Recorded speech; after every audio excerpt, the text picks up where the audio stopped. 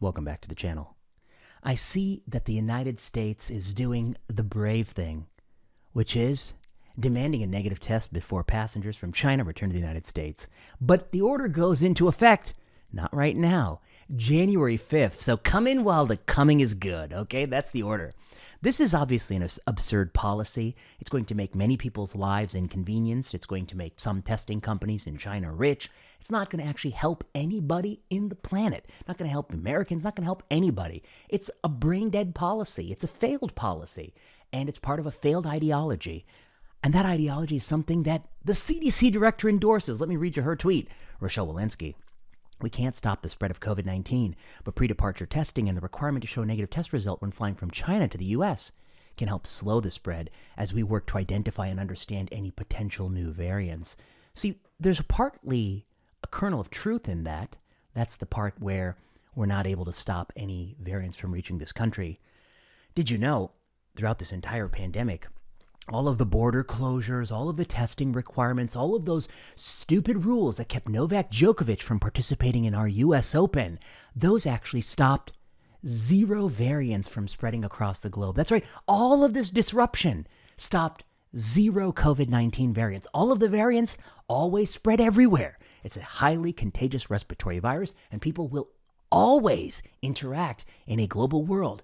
So all of the variants are always going to spread everywhere. And all of that headache, all of these years of disruption didn't stop a single variant. At least the CDC director understands that. But here's what she doesn't understand. She thinks that this policy will slow the spread. And that's where she's out over her skis. She has no evidence that that's true. She's just making things up. She's good at making things up. She made up the fact that there's credible data that we should mask kids between 2 and 5, even though UNICEF and the WHO said not to do that. She made that up. She makes up lots of things because she doesn't actually use science to guide decision-making. She just likes to make things up. She's making up a new thing, which is that this policy will slow the spread. She has no evidence for that. It's almost surely not true. Why is it not true? It's not true because at least one of the 2 tests that's allowed in this new order is a rapid antigen test. And those are the tests that are notorious for high rates of false negative early in the course of disease. That's right. You could have the disease. You could be able to spread it, and you're still going to test negative on those rapid antigen tests. That's why those tests are foolish and misguided. That's why those tests have never actually proven that they slow the spread in any randomized trial or cluster randomized trial. They've never really met that standard of validation. But many people in this country got rich off the backs of testing, and the Biden administration bought all these tests and mailed them out to people. They could have done something smart. They could have mailed it out at random. And if they mail it out at random, actually have a randomized study and you get an answer to the question, but they didn't mail it out at random. They mailed it to the most panicked voters in their constituency. It's really the most panicked people because they made you fill out a form, so that will encourage the people who are the most panicked to fill out the form. Rochelle Walensky's back. She has this new policy. It's a terrible policy. The European Union explicitly says screening of travelers from China is unjustified. That's the European Union. The EU is saying this policy doesn't work. Recent history is saying this policy doesn't work. The test that you're using is so nonsensical. The policy couldn't possibly work. And yes, the CDC director goes out there and defends this policy. This is the elevation of politics over science. It will look bad for politicians to do nothing. And so they want to do something. And the something they do is something useless and inconveniencing of people's lives.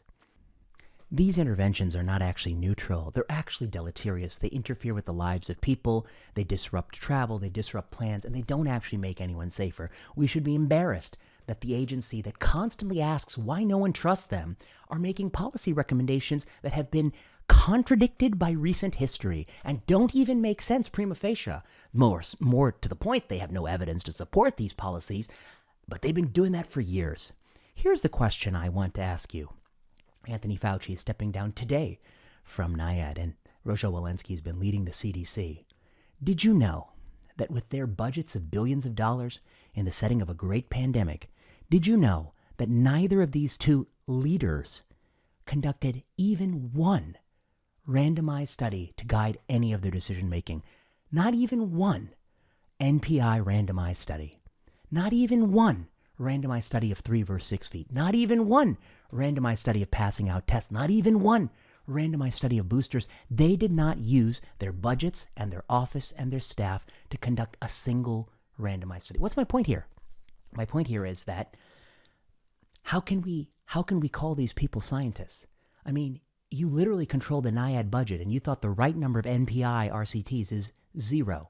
Who can defend 0? Even the person who's the most zealot mask might think, hey, we could do a randomized trial of KF94s versus N95s. I would be happier with that foolish study. I mean, you need a control arm of doing nothing, but I would be happier with that study than no study at all. Even somebody in the middle of the mask spectrum might say, let's do a study of surgical mask versus N95, as the Canadians did. They didn't do that either. And then somebody on the end of the spectrum that is very knowledgeable about the evidence of masking, which is the pre-existing body of 16 randomized studies, of which 14 are negative, that person might say we should need to have a control arm of doing nothing and see if anything does better than doing nothing. But be that as it may, no matter where you fall on your beliefs, there is a randomized study you could do. And yet, Fauci called for none. Yet, Walensky calls for none. How is that possible that they can make these decisions and have the confidence to say that anyone who opposes them is not just misguided, but they're anti-science, they're misinformation purveyors, they should be de-throttled and deplatformed. And all the while, they've not done a single study of a non-pharmacological intervention. They've done a few studies of drugs, but, they like the drugs that are on patent that make Gilead rich. They don't like the drugs that are, off patent or repurposed. And to be fair, I don't like any of these drugs. I think the pretest probability that any of these drugs works is abysmally low. And so the successes we've had, which are very few and far between, are very limited, like dexamethasone and recovery, etc. Remdesivir is totally on the ropes. There's conflicting data from WHO, etc.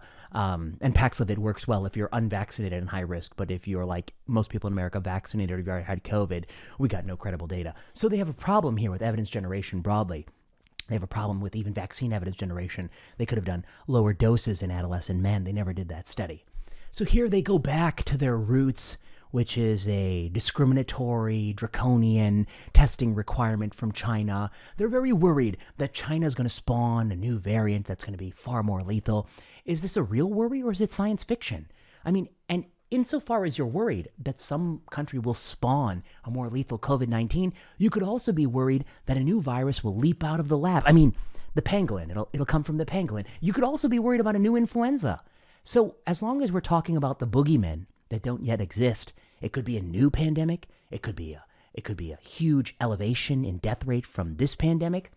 But these are unlikely events. I mean, we should be prepared, but they're not likely to occur. More than anything, the virus is likely to continue to evolve towards incredibly more and more transmissible forms which replicate more in the upper airways and are spread very rapidly. That's more likely to occur.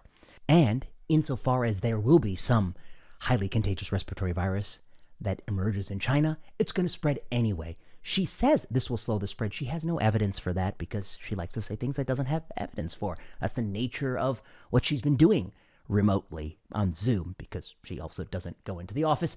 But that's the nature of what she's been doing. And that's really the root of the leadership failure, which is defending something which is political theater. Why are they doing this? They're doing this so they can tell the constituents we're doing something about it. They're not doing this because anyone on the planet whose brain is working thinks this is going to be useful.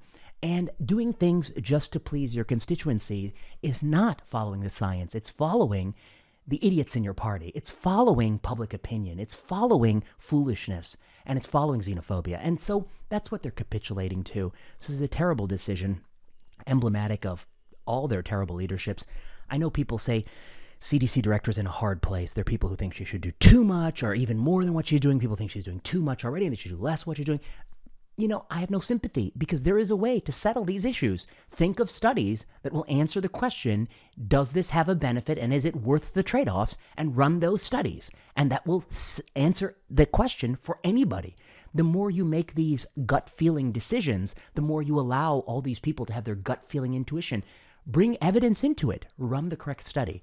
And then you'll be able to quiet people down, especially people who are knowledgeable about the purpose of studies. They've run 0 studies on NPIs. How is 0 the right number? Who will defend 0 as the right number? It's indefensible. It speaks to leadership failure and, total failure at being a scientist. It's really sort of what somebody who is, a believer or sort of who embodies a religious idolatry would do and not what a scientist would do. So those are my thoughts on this issue. The EU says this is unjustified. History says it's unjustified. basic understanding of testing because this is unjustified. And Rochelle Walensky says, well, it may help slow the spread so we can identify variants. That's absolutely made up. Shameless political propaganda and poor decision making. Another fail from the CDC. Number 442 failures for CDC. Until next time.